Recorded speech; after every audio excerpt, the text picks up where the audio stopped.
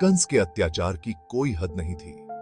उसकी क्रूरता ने लोगों का जीना हराम कर दिया था। धरती पर अंधेरा छा गया। ऐसा लग रहा था जैसे प्रकृति भी इस मुसीबत को महसूस कर रही हो। लोग मदद की गुहार लगा रहे थे, किसी रक्षक की आस में। उनकी प्रार्थनाएं आसमान में गूंज रही थीं। ब्रह्मांड के रक्षक भगवान विष्णु ने उनकी पुकार सुन ली। उनका अवतार संतुलन और धर्म लाएगा। यह अवतार पाप का नाश और अच्छाई की वापसी करेगा। निराशा के बीच उम्मीद की किरण जगी। लोगों के चेहरों पर एक नई उम्मीद दिखाई दी। यह एक दिव्य अवतरण था। इस बच्चे का जन्म कृष्ण के रूप में हुआ, भगवान विष्णु का 8वां अवतार। यह अवतार इंसानों के लिए एक वरदान साबित होगा। उनकी शिक्षाएं आने वाले हजारों सालों तक इंसानों का मार्गदर्शन करेंगी। नमस्कार दोस्तों, स्वागत है आपका हमारे चैनल मिस्टीरियस स्पिरिचुअलिज्म पर। आप देख रहे हैं विष्णु पुराण सीरीज का 10वां एपिसोड, श्री कृष्ण अवतार की दिव्य कथा। आशा है हमारी पिछली सीरीज शिव पुराण की तरह आप इस सीरीज को भी अपना आशीर्वाद देंगे। हमारे नियमित वीडियोस को देखने के लिए चैनल को सब्सक्राइब कर लें। तो आइए शुरू करते हैं ये एपिसोड। मथुरा नगरी में एक भविष्यवाणी गूंज रही थी। यह भविष्यवाणी एक नए युग की शुरुआत का संकेत दे रही थी, जो अत्याचार और अन्याय के अंत का प्रतीक होने वाला था। इसमें दुष्ट राजा कंस की मौत उसके ही 8वें भांजे के हाथों होने की बात कही गई थी। कंस, जो अपनी ताकत और क्रूरता के लिए बदनाम था, इस भविष्यवाणी से डर गया। डरा हुआ और पागल, कंस ने अपनी ही बहन देवकी और उनके पति वसुदेव को कैद कर लिया। उसने सोचा कि ऐसा करके वह अपनी किस्मत बदल सकता है और अपनी जान बचा सकता है। उसने उनके हर नए बच्चे को मारकर भविष्यवाणी को खत्म करने की कसम खाई। कंस ने अपने सैनिकों को आदेश दिया कि वे देवकी के हर बच्चे को पैदा होते ही मार डालें। हर बार देवकी और वसुदेव का दिल टूट जाता था, लेकिन वे अपनी उम्मीद नहीं छोड़ते थे। 7 मासूम जानें चली गईं। हर बार देवकी और वसुदेव ने अपने बच्चों को खोने का गम सहा, लेकिन वे जानते थे कि 8वां बच्चा खास था।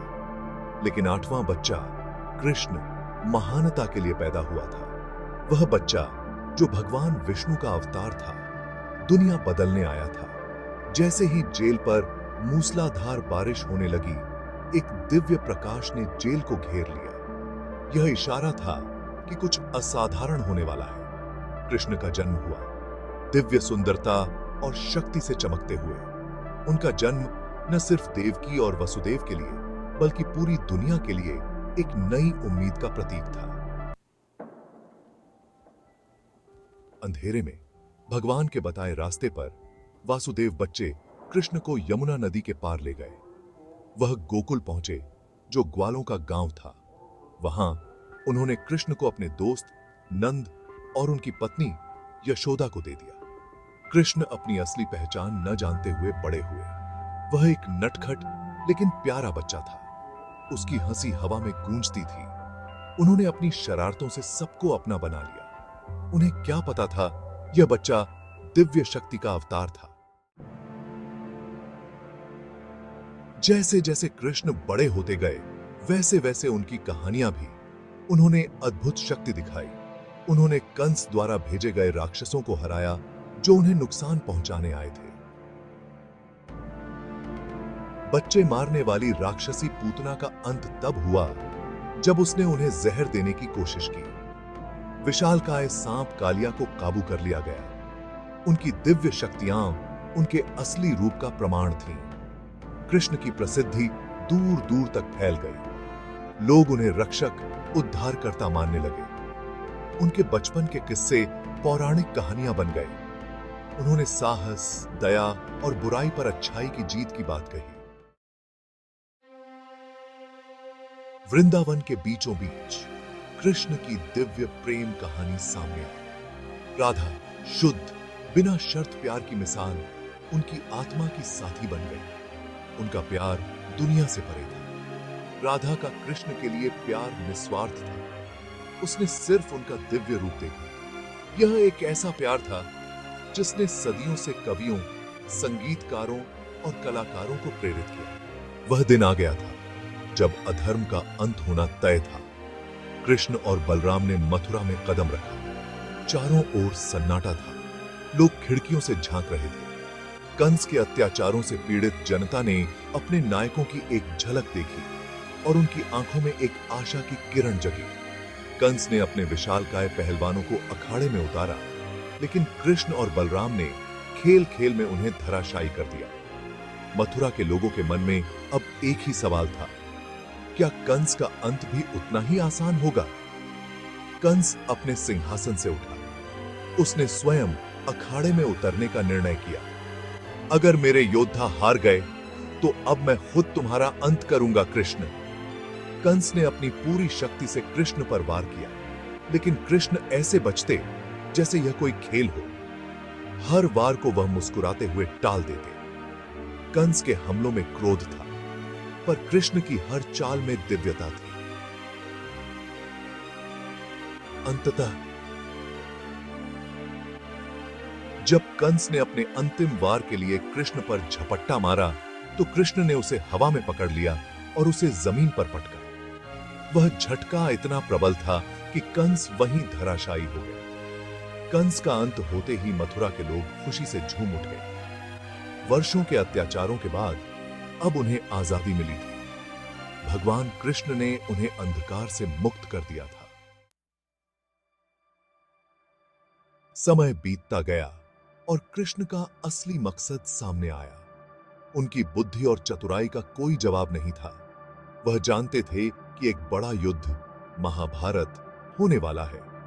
कृष्ण ने एक कुशल योद्धा और पांडव भाइयों में से एक, अर्जुन, का सारथी बनना चुना।